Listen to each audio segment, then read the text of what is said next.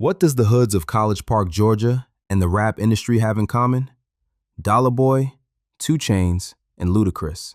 In 1997, Titty Boy and Dolla Boy formed the group Player Circle, but the unforgiving streets of College Park would postpone any momentum they'd build due to Dolla Boy being incarcerated and Titty Boy getting shot.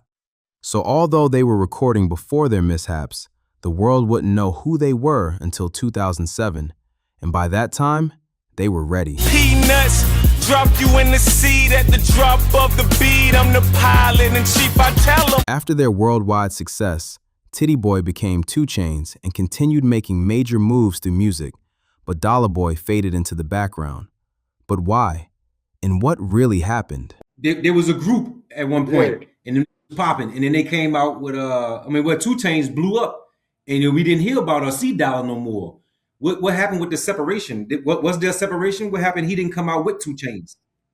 So what it was, 2 Chainz locked in, and Dolla still was living a regular life. Dolla could just walk in the dollar store or walk in a regular place, and Dolla just I ain't gonna say he more street than 2 Chainz, because both of them are street, but Dolla just a street man. I heard a lot of rumors about what I was doing. They say that I be booming. They say I got them units. Now, all them rapper dudes, Dolla Boy to me was one of the realest niggas. Like, they still partners, but Dolla was a real nigga. Like, me and Dolla done actually shot pool. It's the way I could contact with Dolla if I need to. Shit like that. But other than that, What's up with him? What's up with him right now? The world would love to know what's up with Dolla. Dolla just a real man. Like, he could rap. He still rap these days. He still will rap. But Dolla just live real life. You get what I'm saying? He ain't. The difference between him and 2 Chainz locked in on rap and focused on it. Dolla got other shit going on and he living. You see what I'm saying? I'm sure if he ever just lock in, that nigga just as cold as 2 Chainz to me. Got a Magnum in a Magnum, 745 with a 45, cool as ever, but don't confuse our eldest bitch out. They don't know I. When 2 Chainz, because it was a group, right? Yeah, they didn't break up. In other words, they still a group. But when 2 Chainz took off, why didn't Dolla get involved in the music? Do you know? Like I say, Dolla locked in with the streets. 2 Chainz, Titty Boy, Dolla Boy split take place. Yeah, but we're still like the owners of duffel bag. They just like, Okay. We made the business so like whatever we do, it'll be under duffel bag. Whether we want to do a Player Circle project, Oh, okay. or a 2 Chainz or a Dolla Boy solo project, we just made it so all of that business will be under duffel bag. You know, we're controlling everything. So He didn't want to rap? He still can rap and he still may rap because sometimes he probably don't even feel like it. He wanted to. But what I'm saying is, why did? Because he could have had the world himself, even if he had went solo by himself. He could right? have, and his pop, you know, them niggas be telling him that, and he know that. 2 Chainz will tell him that, but he just say, you know how some people just normal, and they know that shit is just glitz and glamour, and they probably got money already, so they really ain't. That shit ain't nothing. Some niggas look at that shit as too much attention. So basically, he didn't want to fuck with the music. He didn't want that lane, basically. He probably didn't want that to be heavy in it like that. I can't see him wanting to be heavy in it like that because I see him, from what I see, I don't know because that's him, right? But from what I see, it just looked like he happy with being straight. He comfortable. And a lot of glitz and everything shining don't be diamonds. A lot of glitz and glamour's coming with them cameras. So technically, y'all are really still working together. You're still linked up. It's you're doing different projects. yeah, we just Okay. Hey, what Dolla Boy from? He from Savannah, actually. Just like Big Boy. Yo, how did they even become a group? Titty Boy and Dolla. Them Southside, Old Neck. Riverdale, Riverdale, Riverdale, Riverdale, Riverdale. Riverdale Road. Ride no national, 18s without no gap man. I'm strapped man. That folks scared to come through College Park after dark. Tell them College Park, where the chop call. All them niggas grew up together. I'm sure Dolla Boy must have came up there in high school or junior high, however them met. You know, a lot of them, you know, when you see them groups like that, them niggas grew up together like type shit. Like we was all from the south side of Atlanta. We were all in College Park, so we always said like whoever got on first, we was gonna look out for the next person. Well, I mean, like we was gonna help each other out. Say, bro, you been around Dollar Boy where you could explain this character and who he is? Yeah, Dollar Boy, down to earth. He knew my cousin before I even met them. Like my cousin was locked up, and he knew Burger before I even met all of them. That's how I met them through Burger. When 2 Chainz and Dollar used to go out on tour, they had 2 vans. Burger would be on Dollar van. He fuck with both of them. Don't get me wrong, but Burger and Dollar be on the same type of time. You'll see Dollar more than you see Tit fucking with Burger. And he also knew my cousin Lil Hurd, Free Lil Hurd. Like when I met Dollar, I said, man, because Hurd had came home after that duffel bag, boy. So when I finally met him, I asked him if he knew Hurd. And it was to the point to where he was like, you got his number? Call him. That's my little homie. Type shit. So, you know, the world is around. Before we continue, I want to say thanks to all of our subscribers and supporters for helping us to grow this channel, and we will continue to upload as much as possible. If you haven't already, subscribe, like, and turn on notifications. Back to the video.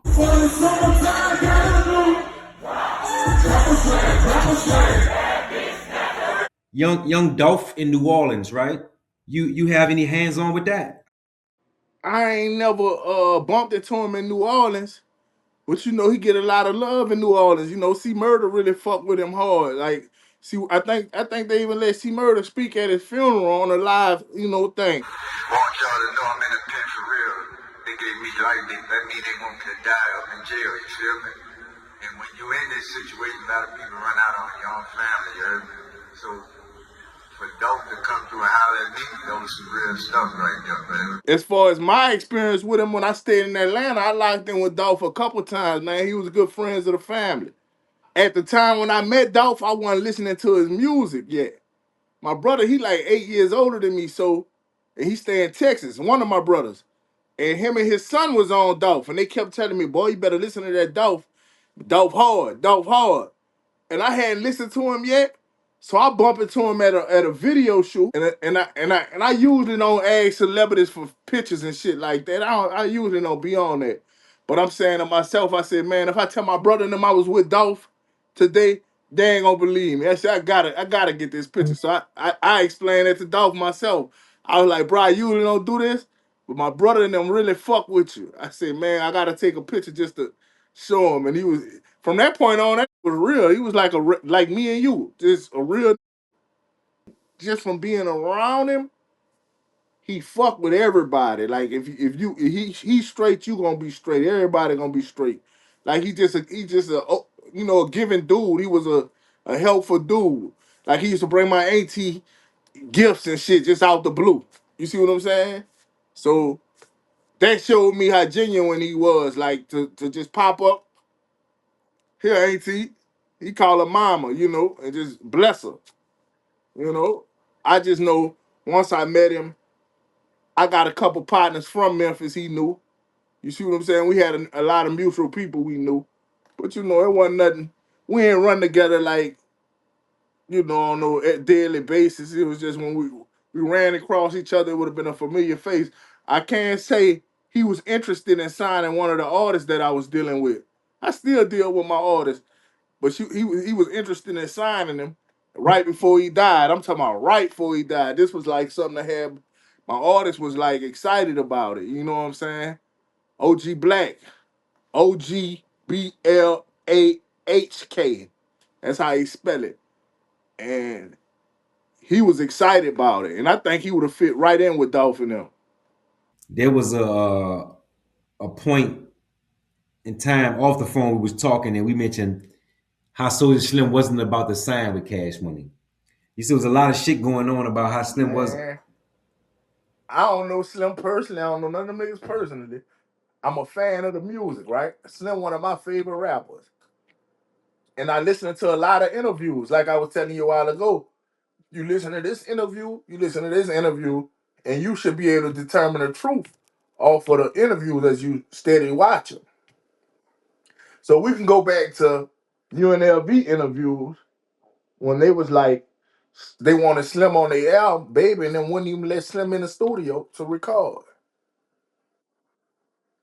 Baby and them didn't fuck with Slim. Slim probably wanted to fuck with Baby and them at a time. I could see that. Cause they from his hood, they was around his hood, but they didn't fuck with him. Then go to jail. If you listen to his music, he expected, if not Baby, Juvie or somebody to reach out to him when they was, bubbling. They didn't reach out to him. They didn't fuck with him. P and them when they signed him. He come home. P and them was fucking with him. For one, KLC said the one signing with nobody who he wasn't fucking with. So basically, KL was fucking with P and them. So I don't know. And then you listen to that Streets Made Me album. What that said? What's up, dog? Who it is? It's me. Where the fuck you was at when I was off in the penitentiary? When I was out of sight and out of mind. Who you think he was talking to? To make it clear, who was he talking to? I read between the lines because the said on the same song, "How you love that? Baller block that. I'm a fool." Now, how you love that? That's Cash Money. That's big timers. Baller blocking, that's the whole clique. Wait, bring that line back right quick. What did he say? Let me say, how you love that? Baller block that. I'm a fool. You know what I'm saying? On the song, when he was like, "Where you at? Where you at?" It's me, dog.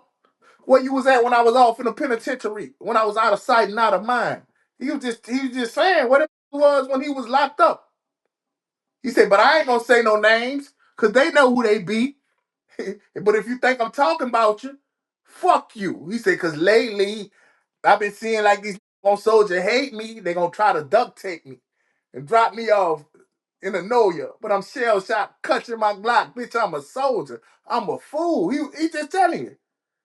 That shit sound like he was talking about somebody to me. Now, as far as him wanting to sign with Cash Money, he didn't want to sign with him in that era.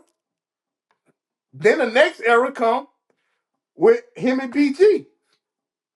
You know damn well he didn't want to sign with him in the him and BG era because he had cutthroat going on.